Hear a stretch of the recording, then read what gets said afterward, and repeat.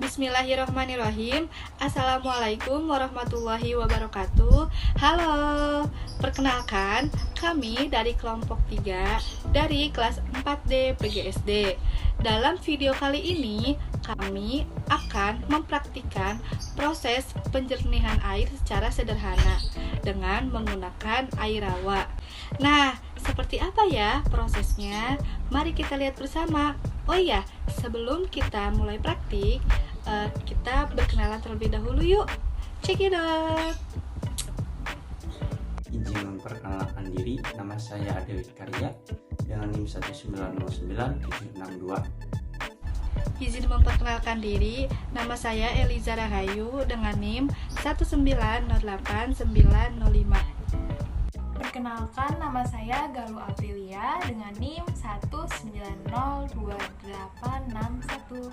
Izin memperkenalkan diri, nama saya Indri Indriani dengan NIM 1900626. Perkenalkan, saya Kenari, NIM 1904862. Izin memperkenalkan diri, nama saya Siti Kamila dengan NIM 1903179.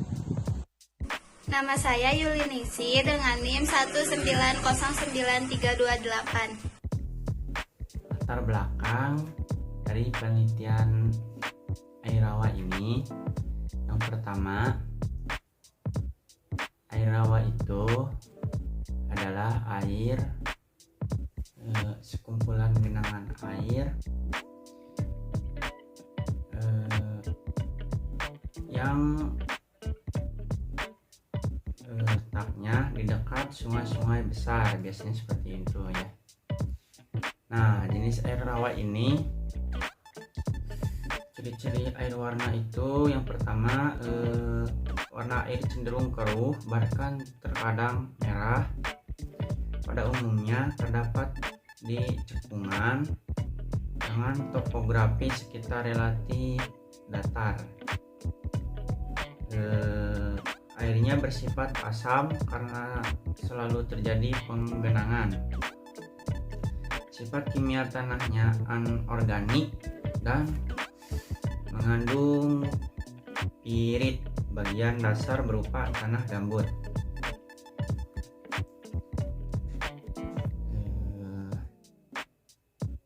Kemudian selanjutnya, untuk mengatasi air rawa agar menjadi bersih kembali, untuk itu masuklah ke dalam praktek kami.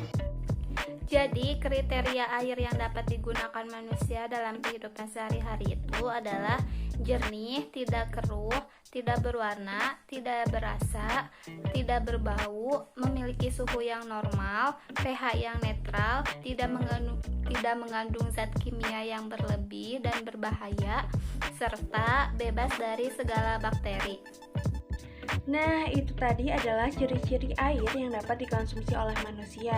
Proses selanjutnya adalah proses penjernihan air rawa menjadi air yang dapat dikonsumsi oleh manusia. Seperti apa prosesnya? Mari kita lihat bersama-sama. Selanjutnya yaitu ada alat dan bahan. Adapun alat dan bahan yang akan digunakan, yang pertama yaitu ada botol. Botol ini berfungsi untuk tempat penyaringannya. Kemudian ada pisau atau cutter. Pisau atau cutter ini berfungsi untuk memotong botol yang akan dijadikan tempat penyaringannya nanti. Kemudian dapat juga dijadikan sebagai alat untuk memberikan lubang terhadap tutup botol, yang mana lubang tersebut akan menjadi jalan untuk keluarnya air yang sudah melalui tahap penyaringan tersebut. Selanjutnya yang ketiga yaitu ada pasir. Pasir ini berfungsi untuk menyaring partikel-partikel kecil. Selanjutnya yang kelima yaitu ada kerikil besar dan kerikil kecil. Kerikil besar berfungsi untuk menyaring partikel besar dan kerikil kecil berfungsi untuk menyaring partikel-partikel kecil yang belum tersaring di dalam tahap atau di dalam lapisan sebelumnya seperti itu. Selanjutnya yaitu ada arang. Arang ini berfungsi untuk menghilangkan aroma bau yang terkandung di dalam air tersebut. Selanjutnya yaitu ada kapas. Nah, kapas ini memiliki fungsi yang hampir sama dengan pasir dan juga kerikil-kerikil, yang mana berfungsi untuk menyaring partikel-partikel kecil yang lolos di dalam lapisan sebelumnya, seperti itu. Ketebalan kapas ini memiliki pengaruh terhadap hasil penyaringannya nanti, seperti itu. Selanjutnya, yang terakhir tentunya adalah ada air. Dan di sini kami akan menggunakan air rawa atau bisa disebut juga air kali yang sudah berwarna keijo-ijoan sebagai alat atau air yang akan dijadikan uji coba, seperti itu. Siapkan botol, lalu gunakan cutter atau pisau untuk memotong botol air mineral tersebut menjadi dua. Hati-hati dalam penggunaan cutter atau pisau ya. Setelah terbagi dua, kita ambil bagian tutup botolnya, lalu kita lubangi tutup botol tersebut dengan menggunakan cutter. Nah, selesai tutup botol dibuat lubang seperti itu. Nah, lubang itu merupakan jalan keluar untuk airnya nanti ya. Lalu kita tutup kembali botol tersebut. Setelah itu kita ambil kapas dan kita susun kapas tersebut di dalam botol, dimulai dari ujung botol. Kapas ini digunakan untuk penyaringan agar warna air yang tadinya hijau menjadi lebih bening. Kapas disusun dengan rapi dan ketebalan kapas ini nantinya akan menentukan apakah air akan menjadi jernih atau tidak. Semakin tebal kapasnya, maka kemungkinan air yang disaring pun akan menjadi lebih jernih.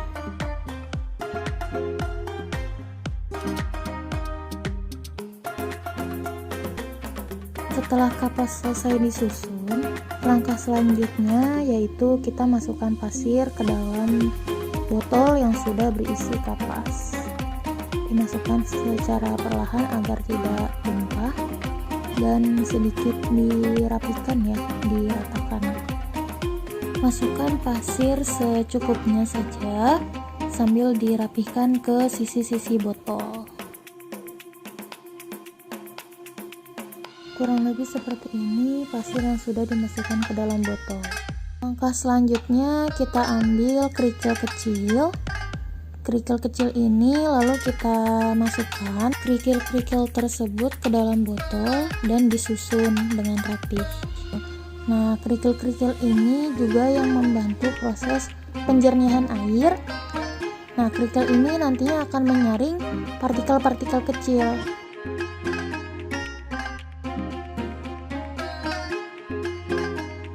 Kurang lebih seperti ini untuk kerikilnya.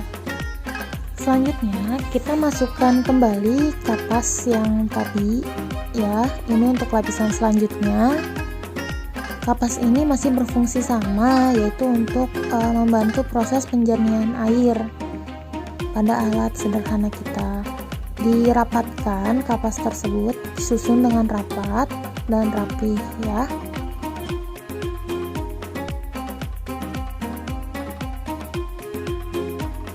Setelah kapas disusun rapi, kita masukkan kembali sisa pasir yang ada. Kita semuakan saja, lalu seperti sebelumnya kita rapihkan ke sisi-sisi botol ya. Setelah itu kita masukkan kerikil-kerikil yang berukuran lebih besar. Kita masukkan dan kita susun agar bisa menutupi pasir-pasir yang tadi sudah kita masukkan. Si kerikil yang lebih besar ini adalah untuk menyaring partikel-partikel yang ada di dalam air yang ukurannya itu lebih besar. Tuh, jadi masih bisa disaring oleh kerikil ini. Selanjutnya kita masukkan arang.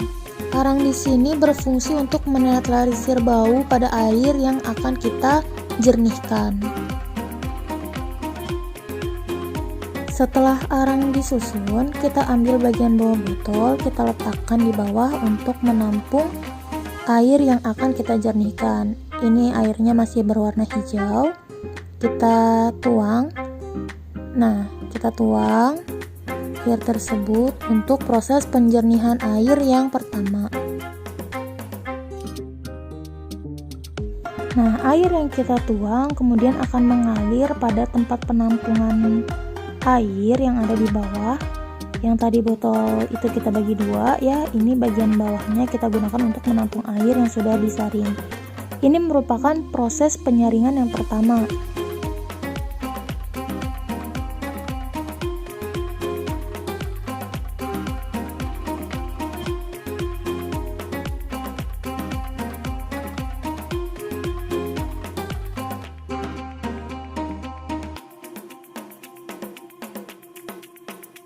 Berikut merupakan hasil dari proses penjernihan air yang pertama. Lanjut ke proses penyaringan air yang kedua.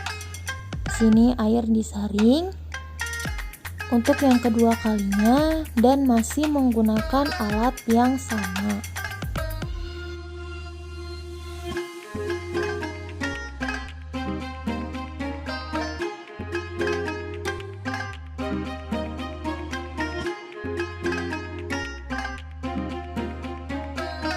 Dapat kita lihat perbedaan warna air dari proses penyaringan air pertama dan yang belum disaring.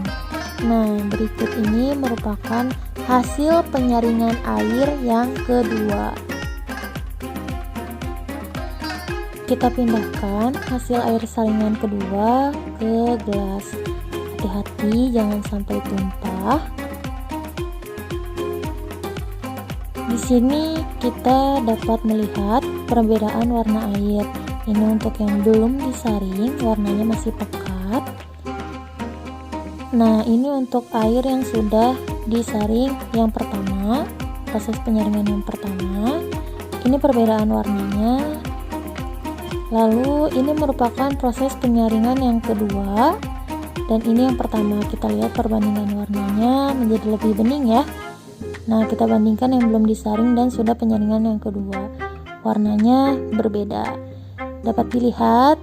Nah, di sini merupakan yang belum disaring, ini penyaringan pertama dan ini penyaringan yang kedua.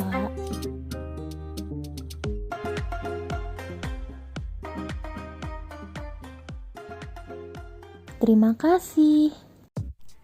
Manfaat dari penjernihan air sendiri sangat banyak dan dapat dilihat dan dirasakan dari praktik penjernihan air yang telah kelompok kami buat. Yang pertama itu ada dapat menghilangkan bau yang tidak sedap. Yang kedua dapat membunuh kuman. Yang ketiga untuk menjaga kesehatan pemakai. Yang keempat untuk menghilangkan gas-gas tertentu dalam air kotor tersebut. Yang kelima dapat mengubah warna air yang tadinya keruh menjadi bening. Nah, itu tadi teman-teman bagaimana proses untuk penjernihan air secara sederhana. Semoga video dari kami bermanfaat untuk kalian dan bisa dipraktekkan ketika kalian ingin mencoba. Kurang lebihnya kami mohon maaf. Wassalamualaikum warahmatullahi wabarakatuh.